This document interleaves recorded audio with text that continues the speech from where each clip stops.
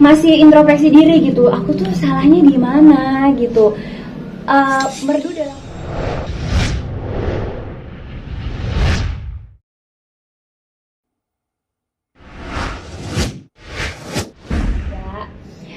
Aku juga kaget sih sebenarnya, karena video itu sebenarnya kalau aku nggak salah beberapa hari, seminggu bahkan ya, beberapa hari lah sebelum aku umroh. Jadi awal cerita video itu adalah aku nonton dulu video dari salah satu presiden Turki kalau nggak salah. Beliau ngaji dengan suara yang sangat merdu banget dan aku kaget gitu, percaya nggak percaya, karena suaranya Masya Allah indah banget gitu.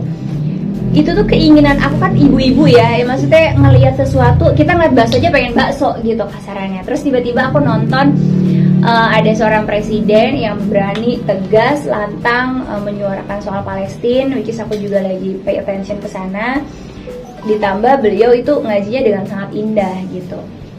Dalam hati aku tuh spontan aja lagi live, aku bilang Masya Allah tabarakallah ya gitu, karena ada yang nanya, kakak pilih paslon yang mana gitu. Aku bilang aku belum tahu, aku masih sholat istiqoroh, masih mencari yang terbaik, tapi pengen deh jadinya ngedengerin para paslon itu ngaji gitu, yang suaranya merdu aku coblos deh gitu. Jadi itu tuh sebenarnya kayak guyonan aku sama follower aku, yang aku ngerasa kayak ya obrolan aja, hari-hari aku juga orangnya bercandaan gitu. Dan aku bilangnya gitu, aku bakalan coblos deh kalau yang suaranya merdu gitu. Itu cuman kayak apa ya, di luar pikiran yang negatif atau apapun gitu.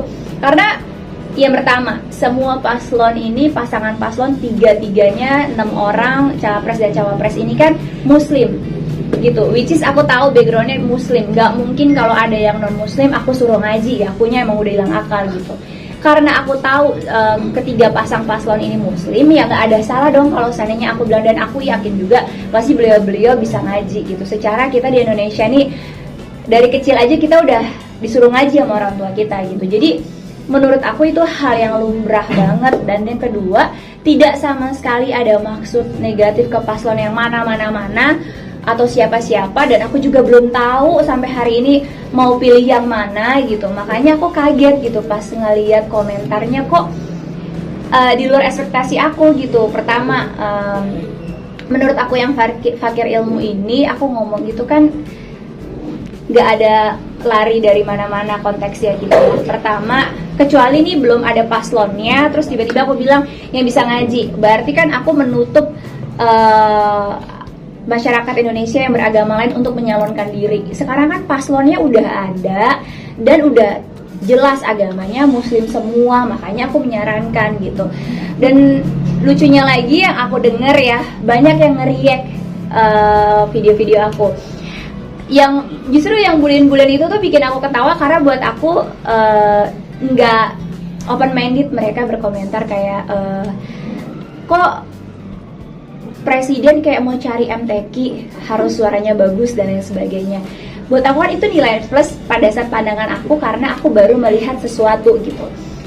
Ya pastinya background ketiga paslon ini menurut aku sudah berbobot semua, makanya hari ini mereka bertiga, para pasangan paslon ini bisa terpilih.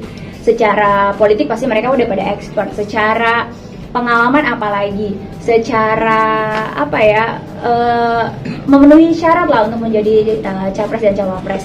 Dan aku kan cuman untuk memutuskan, karena Masya Allah semua tiga-tiganya pasangan paslon ini, makanya aku bilang coba deh mutusinnya dari bayi suara ngaji gitu. Itu sebenarnya spontanitas yang ada maksud apa-apa gitu. Jadi kalau orang bilang kok dikait-kaitin sih sama agama, kan Pancasila kita kan sila pertamanya ketuhanan yang Maha Esa, which is semua masyarakat Indonesia wajib memeluk keyakinan atau memiliki suatu keyakinan yang sudah diakui di negara kita. Dan ya buat aku pasti ada kaitannya gitu. Dan juga kan kita tahu kalau kita nanti terpilih siapa presidennya, toh juga akan disumpahnya sama Al-Quran kalau orang muslim. Masa disumpah sama Al-Quran tapi kita suruh ngaji terus jadi kayak sesuatu yang mengerikan banget. Itu yang buat aku juga kayak masih introspeksi diri gitu, aku tuh salahnya di mana gitu.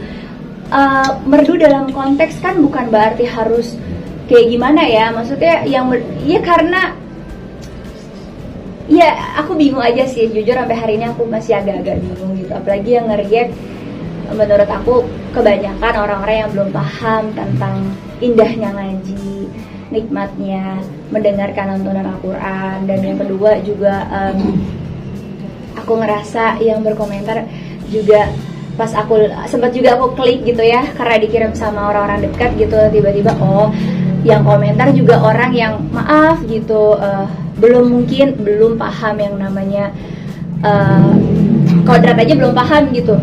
Jadi kayak ya udah, aku cuman nggak nanggepin serius, nggak masukin ke dalam hati, cuman kayak lebih masih terus menggali gitu. Jangan sampai aku bikin sesuatu yang nggak bikin orang lain happy gitu. Cuman ya itu aja sih, nggak nyangka aja komentarnya di luar ekspektasi aku, yang seperti aku ngelakuin suatu kesalahan, padahal banyak banget public figure lainnya yang secara frontal nyebutin nama paslon yang lain, ngebela paslon yang ini, ngejatuhin paslon yang itu, yang lebih kacau dan parah gitu. Sedangkan aku sampai hari ini nggak sebutin dan nggak sama sekali belum tahu mau pilih siapa, dukung siapa. Dan alhamdulillah aku nggak punya masalah, nggak punya kebencian, nggak punya pikiran yang hati yang kotor, pikiran yang kotor.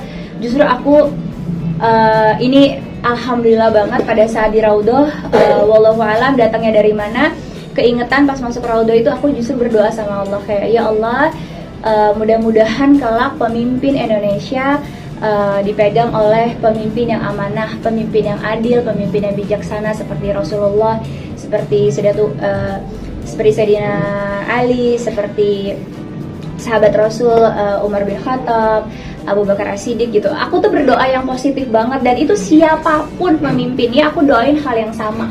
Jadi bukan untuk pemimpin A, B, C, aku aja nggak tahu mau dukung yang mana gitu. Jadi doa aku tuh emang benar-benar untuk seluruh pemimpinnya gitu.